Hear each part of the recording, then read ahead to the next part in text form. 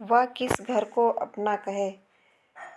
तुम्हें कितनी बार बताया है, मेरे तैयार होने से पहले मेरा नाश्ता तैयार हो जाना चाहिए। शादी के 30 साल बाद भी मुझे क्यों बार बार एक ही बात कह बतानी पड़ती मीना। तुम्हें क्या, तुम तो घर आराम से घर पर रहोगी, मुझे काम पर जाना पड़ता है। तुम हो कि बेवकूफ़ों की जैसी हरकत करती हो। आज भी प्रदीप का पारा चढ़ा हुआ था। इन कटु शब्दों से अपना गुस्सा उतारते हुए, गीला तौलिया कुर्सी पर फेंकते हुए प्रदीप गुस्से से मीना की तरफ देखने लगा। मीना के लिए प्रदीप का यह बेवजह गुस्सा कोई नई बात नहीं थी। वह महीने में 3-4 बार ऐसे ही मीना पर बरस पड़ता था। पहले मीना इसका विरोध किया करती थी, लेकिन कई सालों तक प्रदीप पर इसका कोई असर नहीं हुआ, तो मीना ने अपने आप को बदल लिया। इतना सब कुछ होने के बावजूद मीना प्रदीप के साथ रहती थी, क्योंकि उसे अपनी बेटी की फिक्र थी। और वह जाती भी तो कहाँ, अपने बूढ़े हो चुके माँ बाप को इस उम्र में परेशान करना नहीं चाहती थी।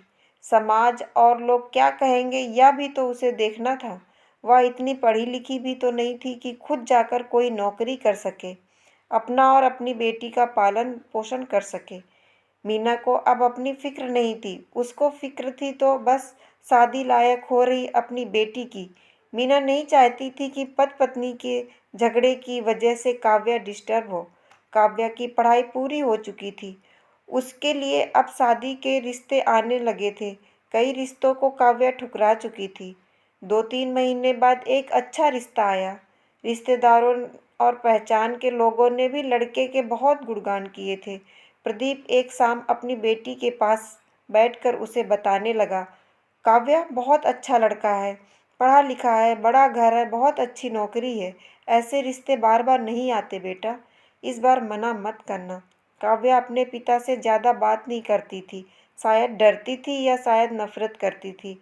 लेकिन आज वो अपनी पूरी हिम्मत इकट्ठा कर बोली, मुझे अभी शादी नहीं करनी है पापा, मैं नौकरी करना चाहती हूँ, खुद अपने पैरों पर खड़ी होना चाहती हूँ। हाँ, तो इसमें क्या बड़ी बात है। मैंने लड़के से बात की, वह तुम्हें किसी बात के लिए नहीं रोकेगा।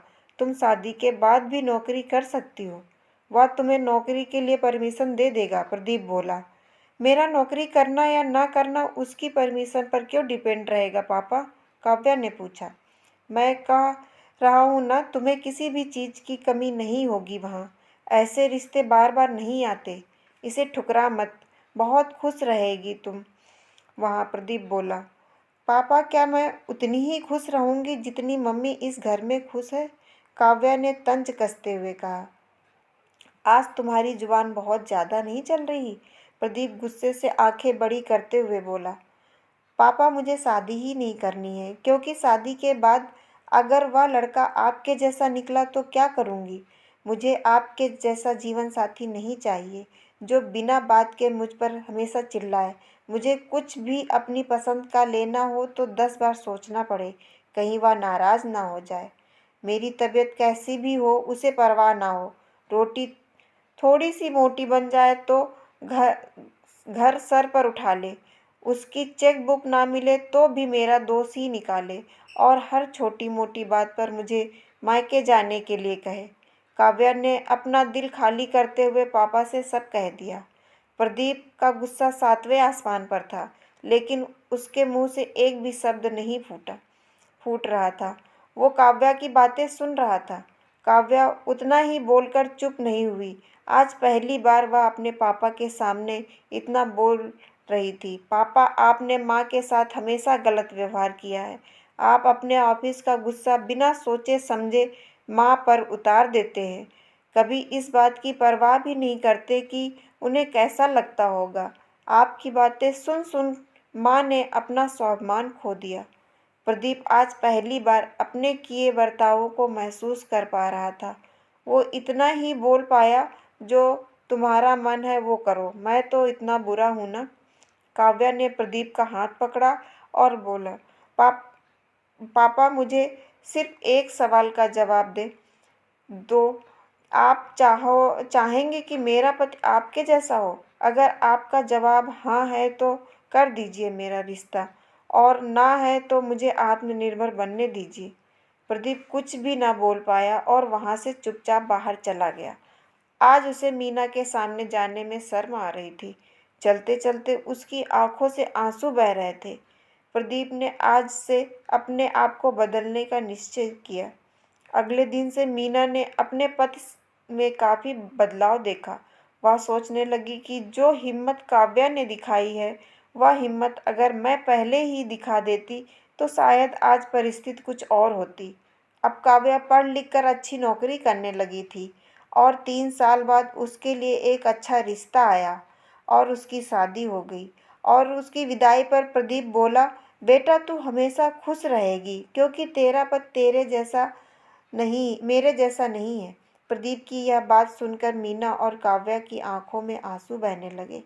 दोस्तों, हमारे समाज में औरतों को भले ही देवी का दर्जा दिया जाता है, लेकिन वह स्वतंत्रता नहीं दी जाती है जो उन्हें देनी चाहिए। उन्हें बचपन से ही बताया जाता है कि वह पराया धन है।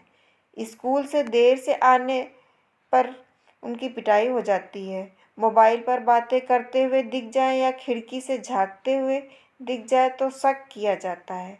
माँ बाप का घर तुम्हारा नहीं है, पति का घर ही तुम्हारा है। जीवन भर यह बातें बता बताकर उन्हें ससुराल भेज दिया जाता है और हर दिन किसी छोटे मोटे झगड़े में ससुराल वालों से उन्हें सुनना पड़ता है। इस घर को छोड़ दो और मायके चली जाओ। अब आप ही बताओ दोस्तों, ऐसी स्त्रियों का सच्चा घर कौन सा है? आखिरकार वह किस घर को अपना कहें? आशा करती हूँ यह कहानी आपको पसंद आई होगी।